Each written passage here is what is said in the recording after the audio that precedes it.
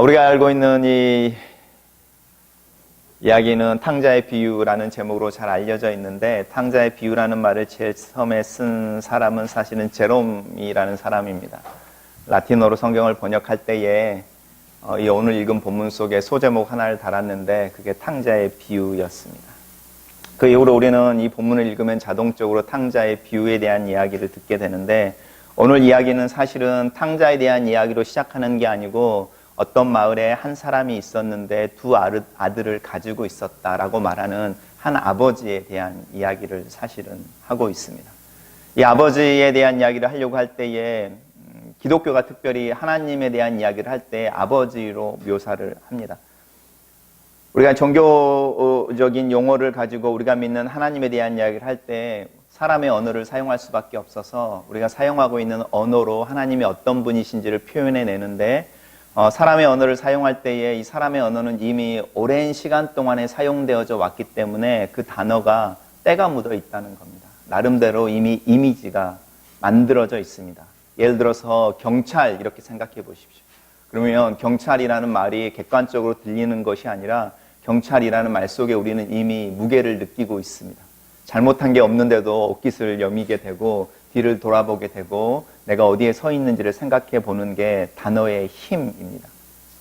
하나님을 아버지라 부를 때에 사실은 위험 요소가 굉장히 많이 있습니다. 왜냐하면 이미 우리는 우리의 육체의 아버지를 경험해 와서 이 아버지에 대한 이미지, 아버지에 대한 느낌, 아버지에 대한 지식을 가지고 있어서 그렇습니다. 그래서 다른 종교들은 자신들이 믿는 신을 아버지나 어머니라고 표현하지 않고 되도록이면 객관적으로 표현합니다. 제3의 존재로. 사람들과는 전혀 관계가 없는 객관적인 어떤 표현으로, 아니면 철학적인 표현으로, 완성된 어떤 아이디얼하고 원형의 표현으로 자신들이 믿는 신을 설명해내는데, 기독교는 그렇지 않습니다. 기독교는 철저하게 우리들의 삶 속에서 우리가 경험하는 언어로 표현해내는데, 우리가 잘 아는 것처럼 하나님은 아버지이십니다. 그래서 우리가 하나님을 아버지라 부를 때 우리가 기억해야 합니다. 우리가 하나님을 아버지라 부르는 그 아버지라는 말 속에 우리가 경험해왔던 우리 육신에 대한 아버지, 우리가 경험해왔던 다양한 중년 남자들의 느낌, 이런 모든 경험들이 이 아버지라는 말 속에 이미 담겨져 있어서 하나님을 아버지라 부를 때 우리는 순전하게 우리의 마음껏 아버지를 부르지 못합니다. 그래서 우리가 성경을 읽으면서 하나님이 보여주시는 당신이 내가 네 아버지야, 아빠야 라고 말할 때 그 말이 무엇인지를 자꾸 묵상하고 배워서 내가 가지고 있는 아빠, 아버지라는 느낌과 오버랩 시키면서 이렇게 필터할 거는 필터를 해야 되고 더 정화할 거는 정화를 해야만 우리가 진심으로 우리의 마음 깊은 곳에서 하나님이 나의 아버지십니다 라는 고백을 할 수 있습니다. 오늘 본문 속에서 어떤 사람에게 두 아들이 있었습니다. 그러면서 이 아들에 대한 이야기로 이 아버지를 이야기하는데, 둘째 아들이 먼저 등장을 합니다. 이 둘째 아들은 굉장히 자유의식이 강하고 자기가 자기의 삶의 주인이다라고 말하는 사람이었습니다. 나는 다른 것은 필요 없고 내가 내 인생의 주인으로 내가 내 삶을 꾸려나가야 된다. 나가고 싶다라는 의지가 굉장히 강한 사람이었습니다. 그래서 고대에서는 첫째가 아버지가 돌아가시면 유산의 3분의 1을 받고 둘째가 3분의 1을 받아서 분가한 후에 새로운 가족을 일으켜야 하는데, 이 둘째는 아버지가 돌아가시기 전에 그 남은 자기에게 이미 주어지는 3분의 1이라는 몫을 달라고 이야기하는 겁니다. 살아있는 아버지에게 유산을 달라고 하는 것은 요즘도 사실은 없습니다. 요즘도 어떤 기업이나 어떤 유명한 부자의 아들이 유산을 요구했다라는 게 알려지면 충분히 가십이나 뉴스거리가 될 만한 일입니다. 살아있는 아버지에게는 명예가 훼손되어지는 거고 그 집안에는 수치와 부끄러움입니다. 큰형에게는 어떨 것 같습니까? 큰형에게는 치명적인 모욕인 겁니다. 야곱이 에서를 속여서 장자권과 이삭의 아버지인 이삭의 축복을 훔쳐냈을 때에 에서가 결심한 게 있었습니다. 우리 아버지가 살아있는 동안에만 내가 너를 살려준다. 아버지가 돌아가시는 순간 너는 나에게 죽는다는 거였습니다. 그래서 야곱이 그 소리를 듣고 형에게 죽을까 봐 두려워서 집을 떠납니다. 나중에 10년, 17년이 지나서 다시 고향으로 돌아올 때도 이 야곱에게 공포는 에서가 있는 땅을 지나오면서 들어가면서 공포가 생기는데 형이 나를 죽일지도 모른다는 거였습니다. 왜냐하면 살아있는 그 형, 아버지, 그들을 향한 어떤 모욕을 자기가 했다는 겁니다. 왜냐하면 재산을 또 그 형에게 돌아가는 몫을 자기가 훔쳐옴으로써. 사실 오늘날도 이런 가문의 명예를 훼손시키는 사람들을 처리하는 방법이 있습니다. 심지어는 캐나다로 이민 온 사람들조차도 아직도 관습적으로 그들이 가지고 있는 가문의 얼굴에 먹칠한 자녀나 자매나 형제나 아들이나 딸을 죽이는 일이 있습니다. 우리는 이걸 명예살인이라고 하고, 지금도 사실은 전 세계에서 이 가문의, 아니 아버지의 형에게 먹칠을 한, 명예에 먹칠을 한 사람들을 사실은 살려두지 않습니다. 둘째 아들은 사실은 그런 대상이 될 만한 사람이었습니다. 그런데 이 아버지를 한번 보십시오. 이 아버지가 그 말을 들어줍니다. 우리가 알고 있는 아버지랑 좀 다르죠. 만약에 제 둘째 아들이 저에게 와서 유산을 주십시오 이렇게 말하면 저는 씩 웃으면서 그렇게 말할 겁니다. 네 거 없어. 내가 너한테 줄 게 어디 있다고. 아니면 기싸대기를 때리면서 어디서 버르장머리 없이 내가 지금 두 눈을 이렇게 시뻘겋게 뜨고 있고 아직 살 날이 얼마나 많이 남았는데 유산을 달라고 그래? 기다려. 내가 생각해 볼게. 이렇게 말할 겁니다. 우리가 생각하는 아버지랑 다른 모습인 겁니다. 둘째 아들이 재산을 달라고 하니까 떼어서 줍니다. 그리고 그 아들이 며칠이 안 돼서 그 재산들을 다 현금으로 바꿔서 떠나서 먼 곳으로 가버립니다. 그러고 나서 이 아버지는 매일같이 그 마을의 어귀에 서서 이 아들을 기다리는 모습으로 나타납니다. 이것 또한 우리가 알고 있는 아버지의 모습은 아니죠. 저 같으면 경찰에 실종 신고를 하든지 탐정을 풀든지 여러 가지 방법으로 수소문해서 그 아들이 어디에 있는지를 알아낼 겁니다. 그리고 계속적으로 종용해서 그래도 내 옆에 살아라. 멀리 가지 말고. 아니면 어떤 상황인지를 계속 볼 텐데 이 아버지는 사실 내버려 두는 것 같습니다. 우리가 이해할 수 없는 부분 중에 또 하나입니다. 그러면서 이야기가 계속 진행되어지는데 이 둘째 아들이 가지고 왔던 돈을 다 탕진해버리고 아무것도 할 수 없어서 이제 자기 힘으로 돈을 벌어서 살아야 되는 상황이 됐는데 그 나라의 경제적인 상황이 너무 안 좋은 거죠.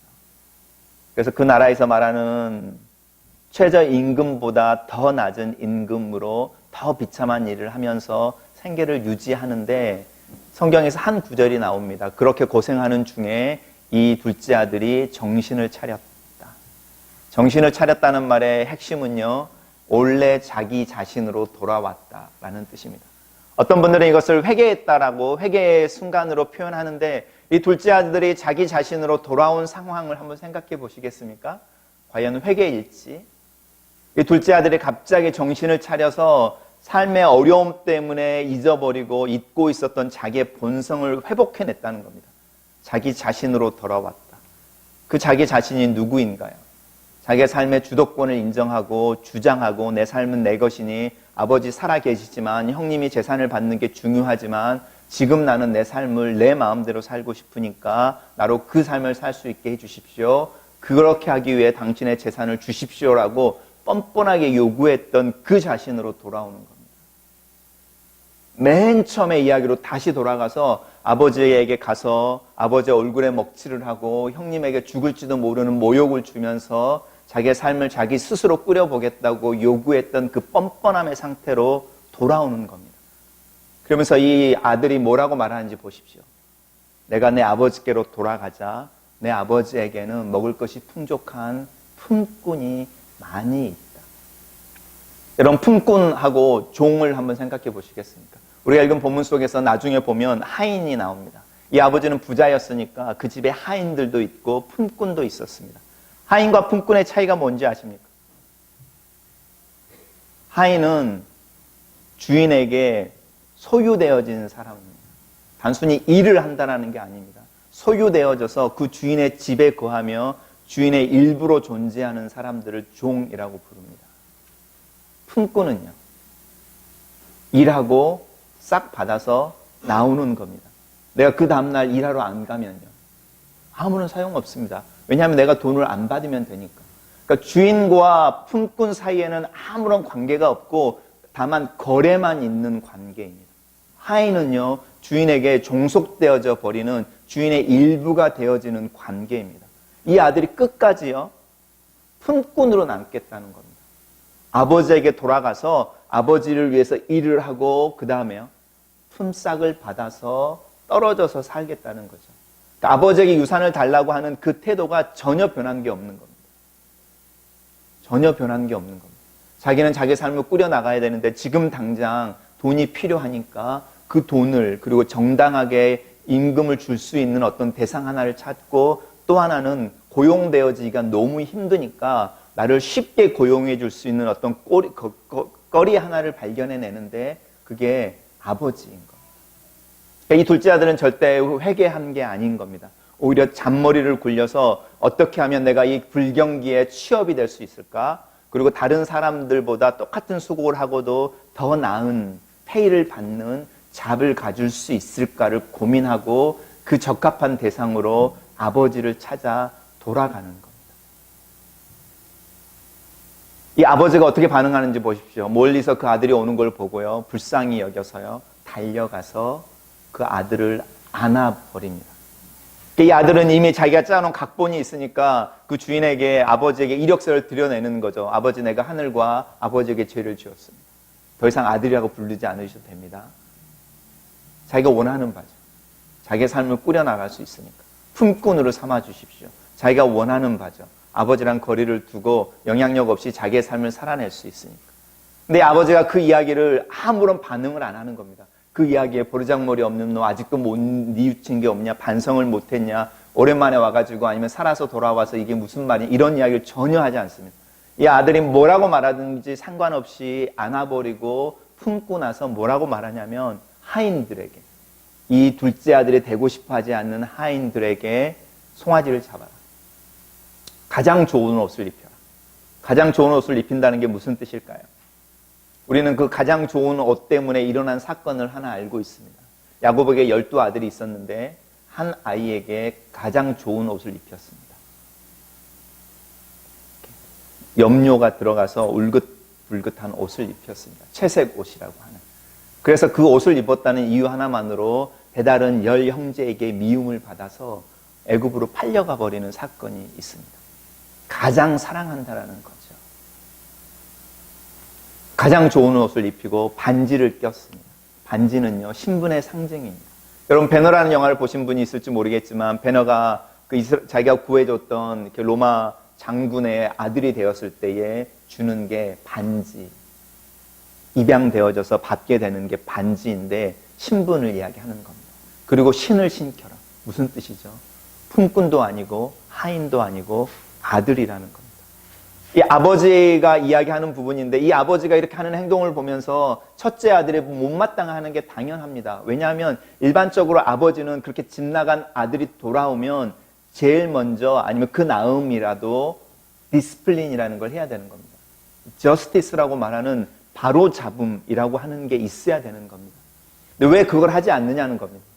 우리들에게 우리 가문의 명예를 훼손시키고 자기 자신만 살아보겠다고 나갔다가 비참한 꼴로 돌아온 자식을 왜 처음부터 다시 시작하지 않으십니까? 버르장머리를 잡아야죠. 그걸 고쳐야죠. 이렇게 이야기하는 겁니다.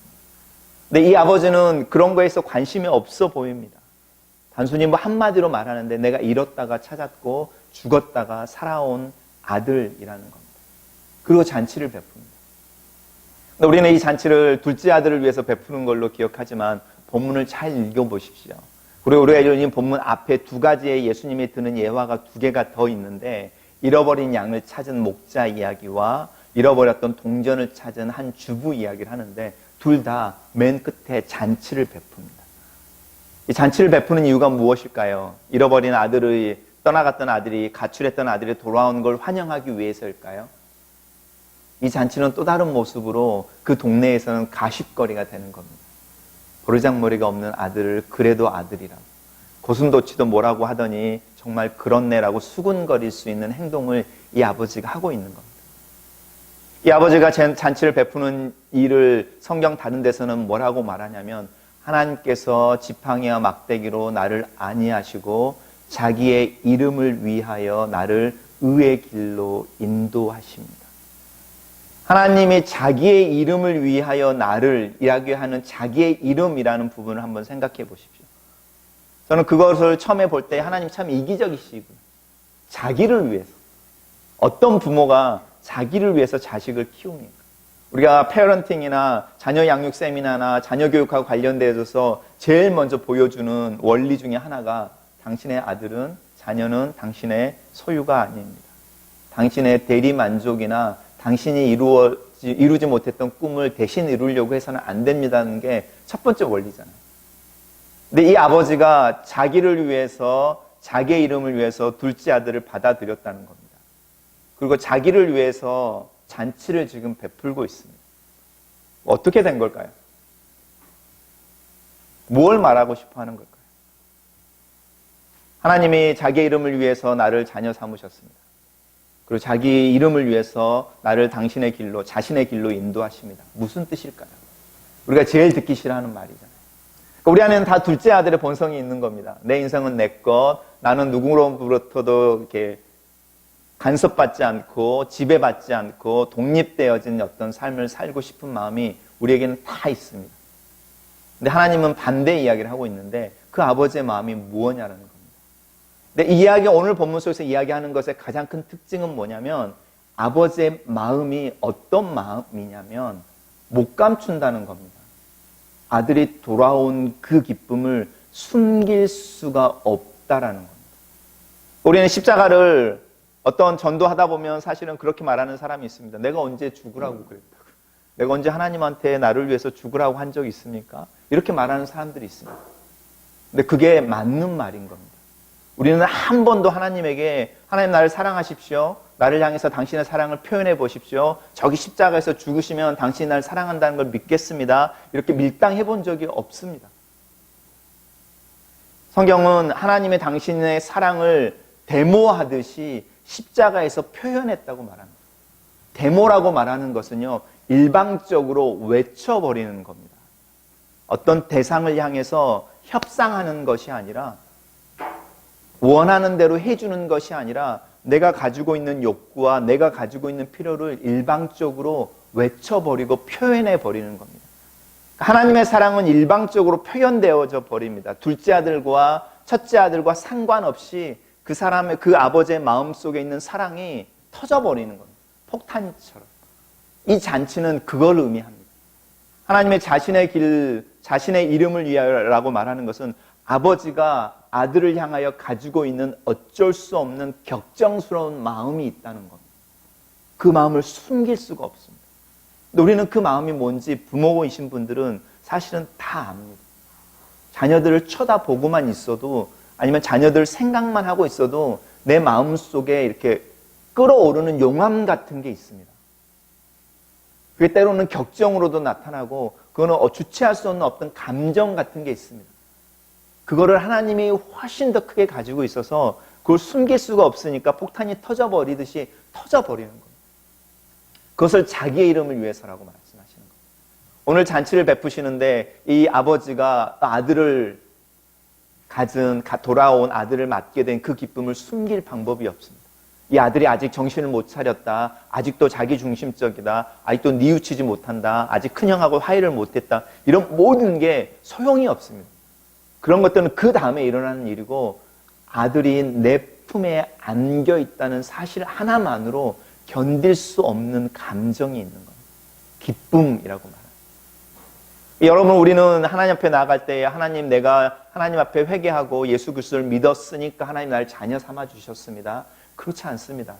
하나님의 마음에는 이미 아버지로서 우리를 향하여 어찌할 줄 모르는 격동하는 마음이 있습니다. 그 마음이 표현되어지는 기회가 없으니까 하나님이 옛다 이러고요. 어쩔 수 없어서 십자가라는 걸 통해서 데모하듯이 폭탄 터뜨리듯이 당신의 마음을 터뜨려 버리는 겁니다. 근데 우리가 그거를 조금 보고 머뭇머뭇 그분 앞에 나왔을 때 그분이 우리를 어찌할 수 없는 마음으로 확 안아버리는 거예요. 우리가 뭘 해서 무엇을 하지 않아서 우리가 예수를 믿어서 믿지 않아서 이런 것과 상관없이 이 아버지의 마음에는 사랑이라고 말하는 폭탄이 담겨 있는 겁니다. 용암처럼. 그리고 조금이라도 아들이 내 옆에 있으면 꽉 껴안아 버리는 겁니다. 그 아들이 무슨 상황인지, 어떤 이야기를 하는지, 어떤 생각을 하는지, 어떤 상태인지와 상관없이 우리가 하나님 앞에 나올 때 이 부분을 기억하셔야 됩니다. 우리가 하나님을 아버지라 부를 때 그 아버지는 우리에게 어떤 조건도 갖고 있지 않습니다. 오히려 그 아버지는 우리를 향하여 어찌할 줄 몰라 하는 격정스러운 마음을 가지고 계실 뿐입니다. 호세아에서 뭐라고 말하는지 아십니까? 이스라엘아, 내가 너희 아버지. 사람의 줄로 만들어진 아들처럼, 육신의 아들처럼 내가 너를 아들로 삼고 사랑해. 내가 너에게 걸음마를 가르쳤고 네가 아플 때에 네 옆에 앉아서 씨름하고 너를 낫게 해주게 애를 썼고 너를 품으려고 가슴에 품고 있었고, 그런데 네가 그것을 알지 못하는구나 라고 탄식하는 아버지의 탄식이 나옵니다. 이 아버지가 기다렸을 것을 생각해 보십시오. 이 두 아들을 향해서 가지고 있는 마음을 생각해 보십시오. 둘째 아들과 첫째 아들 동일한 마음인 겁니다. 그래서 오늘 본문 속에서 이 두 아들을 향하여 달려가는 존재는 항상 아버지입니다. 둘째 아들을 향해서 나간 분도 아버지이고요. 첫째 아들이 집에 들어오기 싫어할 때 그 아들을 향해서 찾아 나간 분도 아버지입니다. 우리가 이렇게 앉아있지만 우리에게 먼저 찾아오신 분이 누구였습니까? 하나님이셨습니다. 우리가 하나님에 대한 다양한 이미지를 가지고 있고 아버지에 대한 이미지를 다양하게 가지고 있어서 하나님 아버지라고 말할 때 여러 가지 때들이 껴 있지만 성경에서 말하고 있는 하나님이 당신의 아버지이십니다라고 말할 때 첫 번째, 그 아버지의 마음에는 당신을 향한 격정하는 사랑의 마음이 있습니다. 두 번째, 그분이 당신을 향해 먼저 찾아오십니다. 세 번째, 그분은 당신에게 어떤 조건도 요구하지 않습니다. 여기에서 아버지라는 단어가 시작합니다. 우리 아버지들은 그러지 않았을 수도 있습니다. 내가 조금만 잘못했다고 회초리를 든 아버지였을 수도 있습니다. 우리 아버지들은 어떠면 저기 중동에서 멀리서 일하면서 아니면 독일이나 먼 곳에서 일하면서 월급을 보내줄 뿐, 그래서 우리로 하여금 살게는 해주지만 나로 하여금 한 번도 스킨십을 못하게 했던, 갖지 못했던 아버지일 수도 있습니다. 아니면 우리 아버지는 쑥스러우셔서 사랑한단 말 한 번도 못 하시고 한 번도 안아준 적이 없는 아버지일 수도 있습니다. 어떤 아버지는 자신이 가지고 있는 상처나 실패 때문에 내게 해야 되는 아버지 역할을 스탑하는, 감당해내지 못하는 연약한 모습의 아버지일 수도 있습니다. 근데 하나님을 향해서 아버지라는 단어로 갈 때 그 아버지에게는 사랑이라는 게 있습니다. 거기에서 시작하는 겁니다. 모든 아버지들의 마음속에 이 사랑이 동일하게 있습니다. 그리고 이 하나님을 아버지라 부를 때 이 아버지는 먼저 다가오십니다. 육신의 아버지들 안에도 그렇지 못하는 아버지들이 가지고 있는 슬픔이 있습니다. 이건 아버지들만 공유하는 겁니다.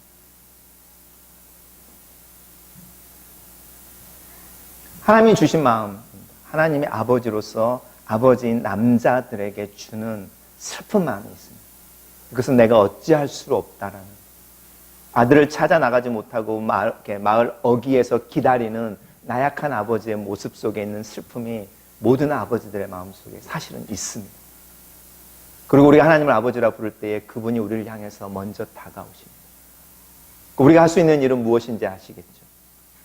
단순히 그분이 아버지라는 걸 인정하는 겁니다. 믿음이라는 것은 거기에서 시작하는 겁니다. 예수님은 오늘 본문을 통해서 말씀을 정리하려고 하는데 우리에게 몇 가지를 챌린지 하십니다. 첫 번째, 아버지와 아들의 관계 속에 justice, moral, ethics 이런 건 필요 없다는 겁니다. 아버지와 아들이라는 관계 속에서는 끊어지지 않는 관계가만 있을 뿐이라는 겁니다. 그래서 유대 사람들이, 유대교가, 바리새인들이 이야기해주는 하나님의 자녀가 되기 위해서 하나님 앞에 의롭다라는 말을 듣기 위해서 이런 수많은 일들을 해야 되는 거 다 소용없다는 겁니다. 하나님을 아버지로 인식하는 순간에 수많은 조건, 돌에 쓰여진 수많은 문서와 십계명 다 소용없다는 겁니다. 하나님은 아버지, 마침표라는 겁니다. 그거를 도전하고 계십니다. 우리들에게 동일하게 도전하십니다. 여러분 하나님을 아버지라 부르십니까? 거기서 끝나는 겁니다.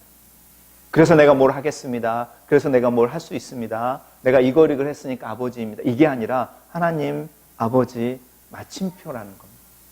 그 다음에 두 번째 예수님이 우리에게 이렇게 도전하는 부분이 있는데 첫째 아들이나 둘째 아들이나 다 아들이라는 겁니다. 아버지의 아들. 여러분 기도하시는 분들 중에 어떤 분에게는 내 기도가 응답되어지고 어떤 분에게는 내 기도가 응답되어지지 않는 경우 있습니다. 특별히 우리 중에 병이 아프신 분들이 있어서 하나님의 치유를 위해서 기도하기 위해 내가 아픈 내 사랑하는 부모나 형제를 데리고 기도원에 갔을 때 내 옆에 분명히 내 눈으로 고침을 받는 사람을 보는데 그 사람이 내 아버지나 내 형제가 아닌 경우가 많이 있습니다. 이 사람은 살려주시고 내 사랑하는 사람은 안 살려주시는 일이 사실은 있습니다. 우리 안에 하나님을 향해서 아버지라 부르고 기도하면 기도할수록 이 원망이 사실은 많이 있습니다. 제가 밴쿠버에서 신학할 때도 저는 돈이 필요하면 일자리가 생깁니다. 누가 와서 일자리가 있는데 이렇게. 근데 같이 신학 공부를 하니까 어떤 전도사님은요 와서 간증을 합니다. 내가 돈이 필요했는데 누가 진짜로요. 지나가다가 체크를 주고 가고 갑자기 장학금이 오고 갑자기 돈이 쏟아진다는 거예요. 둘 다 기도하고 있는데 저는 땀을 흘려서 필요한 만큼 돈을 얻어서 한 달이 되면 항상 10불, 15불이 남는 상태로 살아가고 어떤 분은 기도를 똑같이 기도하는데 체크가 오고 캐시가 오고 그래서 공부만 하면 되는 이런 상황들인 겁니다. 그러면 이분은 하나님의 아들이고 저는 하나님의 아들이 아닌 겁니다. 제 친구와 함께 신앙생활을 시작했는데 고등학교 때 신앙생활을 시작했는데 이 친구는 뭐 신앙생활을 한 지 한 6개월쯤 됐는데 어느 날 갑자기 오더니 자기가 방언을 받았다고 자랑을 해요. 또 얼마 전에 있다가 오더니 자기가 신앙생활 하는 게 예배를 드리는데 십자가 앞에 예수님의 얼굴이 나타났다 사라졌대. 저는 뭐 그런 게 어디 있습니까? 그분은 그 친구는 하나님의 아들이고 저는 아닌 겁니까? 예수님이 분명하게 말하는 겁니다. 하나님의 아들, 너도 하나님의 아들. 하나님 너에게 하는 이야기가 있고 저 사람에게 하는 이야기가 있을 거라는 겁니다. 우리가 부모로서 다 압니다. 5손가락이 있는데 5손가락 깨물어 안 아픈 손가락이 없는 게 맞지만 어떤 손가락은 더 아프기도 하고 어떤 손가락은 덜 아프기도 합니다. 그렇지만 다 내 손가락입니다. 그러니까 비교의 대상을 어디에 두냐라는 겁니다. 우리는 그 비교의 대상을 아픔에 두는 겁니다. 하나님 저를 좀 살살 깨물어 주시죠. 여기에 두는 겁니다. 왜 저는 세게 깨물고 저 사람은 살살 깨무니까? 왜 저 사람을 깨물고는 더 아픈 표정을 지으시고 나를 깨무시고는 씩 웃으십니까? 이런 거에 표현을 두는데 하나님이 뭐라고 말씀하시냐면 다 내 손가락. 너는 더 내 마음이 가고 너는 그래서 내가 신뢰가 돼. 얘는 내가 고쳐서 은사를 줘서 데리고 가야 되고 너는 내가 이런 두런두런 이야기를 하고 가면 필요 없어서 갈 수도 있고. 첫째 아들이나 둘째 아들이나 다 하나님의 아들이라는 사실을 기억하십니다. 예수님이 그 이야기를 하는 겁니다. 종교적인 사람이나 그 사회에서 소외를 받는 사람이나 하나님의 품에 안겨 있을 때에 다 자식들이라는 거예요. 그리고 세 번째로 도전해 내시는 게 있는데 그러면 너는 이라는 겁니다. 그게 오늘 본문의 이야기가 엔딩이 없는 이유입니다. 네가 둘째 아들이야, 첫째 아들이야, 상관없이 하나님을 다 아버지라 부르지. 그러면이라는 질문을 남겨놓습니다. 이 둘째 아들은 그 다음에 어떻게 살았을까요? 첫째 아들은 아버지의 기쁨에 동참했을까요? 안 했을까요? 이 아버지는 그 뒤로 이 첫째 아들과 둘째 아들과 어떻게 살았을까요? 우리가 살아가는 삶의 현장은 사실은 우리가 읽은 이 탕자의 비유라고 말하는 아니면은 우리가 이해하는 하나님을 아버지라 보여주는 그 이야기 속에 있지 않습니다. 우리가 살아가는 삶의 현장은 사실 이 이야기 끝에 있습니다. 우리는 하나님을 아버지라 부르는 자로서 어떻게 살아가고 있습니까? 어떤 모습? 여전히 품꾼으로? 아니면 내가 아버지에게 종처럼 일했습니다라는 마음으로? 아니면 어떤 마음? 우리들에게는 어떤 마음이 하나님을 향해서 있습니까? 라는 게 예수님이 주는 마지막 도전입니다. 말씀을 정리하려고 하는데 하나님 아버지라 부르십시오. 그리고 마침표를 끊어보십시오. 그리고 하나님을 아버지라 부를 때마다 하나님, 내가 하나님을 아버지라 부르는데 이 아버지라는 단어가 내가 경험해왔던 아버지라는 단어와 다른 단어인 것을 믿음으로 고백합니다. 하나님이 나의 아버지이신데 그 아버지가 어떤 아버지인지를 가르쳐 주십시오. 그래서 참 하나님, 참 아버지를 나로 하여금 알게 해 주십시오. 이 기도하셔야 합니다. 그리고 그 아버지의 아들로서 딸로서 살아가는 게 무엇인지 가르쳐 주십시오인데, 조심하셔야 될 게 여전히 아버지와 아들 관계 속에서는 doing에 대한 이야기를 사실은 요구하지 않습니다. 관계는 이미 형성되어져 있다라는 부분에서 시작을 하는 겁니다. 그러면 그 아버지를 자랑하는 모습, 그 아버지의 마음을 아는 모습, 그 아버지가 좋아하는 것, 싫어하는 것을 아는 것, 그리고 내가 뭘 좋아하는지 뭘 싫어하는지. 만약에 둘째 아들이 아버지랑 앉아서 두런두런 이야기했다고 생각해 보십시오. 내가 왜 아버지에게 유산을 달라고 했는지, 그리고 멀리 가서 도대체 무슨 일들이 있었는지, 내가 어쩌다가 돈을 다 탕비했는지를 주저리 이야기했다고 생각해 보십시오. 우리는 거기에서부터 시작하는 겁니다. 이 아들이 마음을 토로해내잖아요. 서운했던 마음. 하나님의 아버지라고 말하면 여러분의 마음을 보일 수 있게 되는 겁니다. 여기에서부터 시작해 보십시오. 여러분이 하나님을 향해서 가지고 있는 질문들이 있을 겁니다. 왜 그때는 그렇게 하지 않으셨습니까? 지금은 왜 이러십니까? 왜 나에게 이런 상황이 있습니까? 그 부분을 오픈해내는 게 하나님이 우리가 나를 아버지라 부르라고 하신다는 것에서 첫 번째 적용점입니다. 여러분의 마음을 하나님을 향해서 열어놓으십시오. 그리고 여러분이 먼 곳에 살던 두 번째 아들 같았다면 그 이야기를 해보십시오. 내가 어떻게 살았는지, 뭐가 좋았고 뭐가 힘들었는지, 그때 즐거웠던 게 뭔지, 괴로웠던 게 뭔지. 그게 내 약에 쪄들어서 즐거움에 상실해서 정신이 없었다, 괜찮다는 겁니다. 이야기해 보십시오. 첫째 아들이어서 서운한 게 가득 찼다면 그 서운함을 표현해 보십시오. 왜냐하면 하나님과 우리의 사이에는 깨어지지 않는 관계로 아들 대 아버지, 딸 대 아버지라는 관계가 있으니까 이제는 마음을 나누는 겁니다. 그리고 나면 무엇을 할지가 나오겠죠. 마음이 없는데, 마음을 나누지 않았는데 무엇을 할까요? 라고 나오면 우리는 아들이나 딸이 아니라 품꾼이나 하인으로 전락해 버리는 거예요.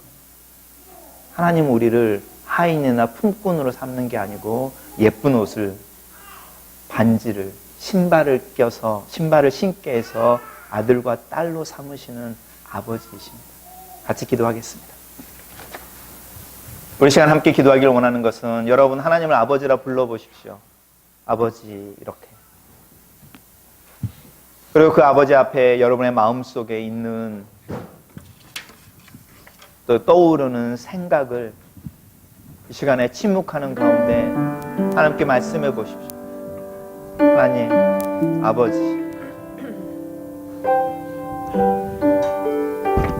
내 마음속에 아버지를 향하여 가지고 있는 생각을 나누기를 원합니다.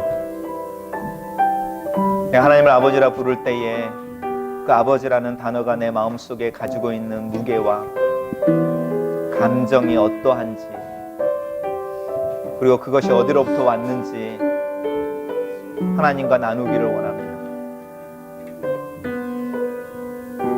내 육신의 아버지는 어떤 모습이었는지,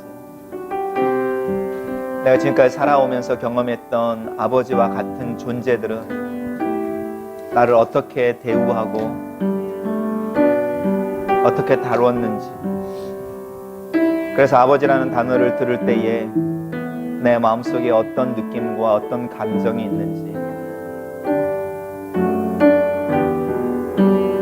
하나님 아버지, 우리가 하나님을 아버지라 부르기에, 그리고 아버지라 부를 때에 그 아버지라는 단어에 하나님이 주시는 마음이 담기기를 원합니다. 꺼리낌이 없고 순전한 마음이 담기기를 원합니다.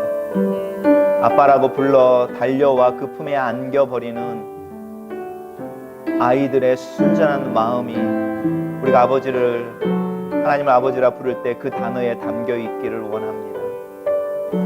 하나님 아버지, 우리의 마음을 살피시옵소서. 우리의 경험과 우리의 과거를 아시는 주님, 우리의 생각을 살펴주시옵소서. 그리고 우리에게 말씀하여 주시옵소서. 우리가 어떻게 하나님을 아버지라 부르는 이 관계 속에서 행복할 수 있는지, 그리고 그 아버지 앞에 토로해내는 내 마음을 들으시옵소서. 그 아버지를 향하여 가지고 있는 내 안에 있는 생각과 질문들을, 또 내가 그동안 살아왔던 이야기들을 하나님 아버지 들으시옵소서.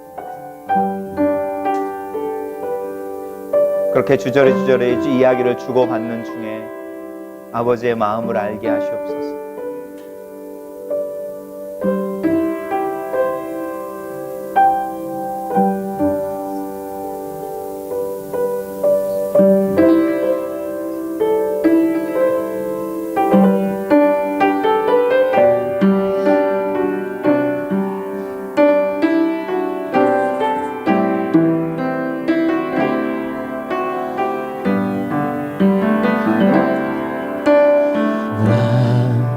기다리며 견뎌왔네.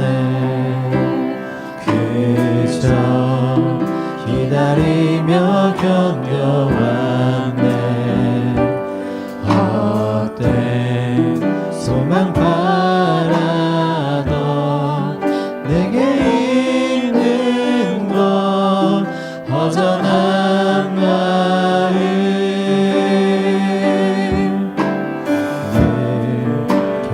계신 내 아버지, 그의 사랑을 잊고 있었네. 사랑 견뎌온 시간 모두 아시는 아버지 마음.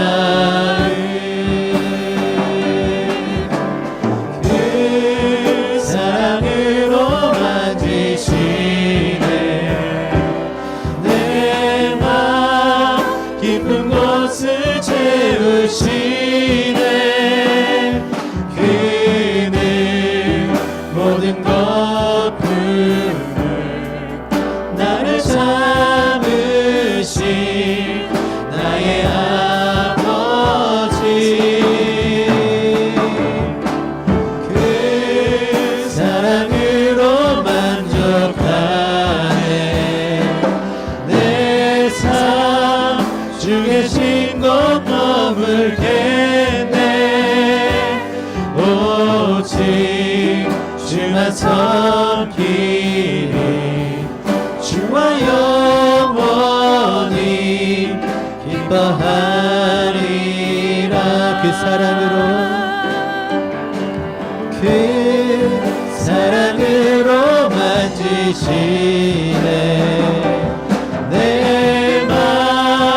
깊은 곳을 채우시네.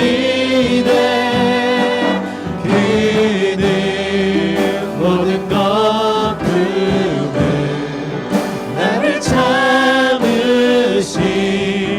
나의 아버지. 그 사랑으로 만족하네. 내 삶 주 계신 곳 머물겠네. 오직 주만 섬기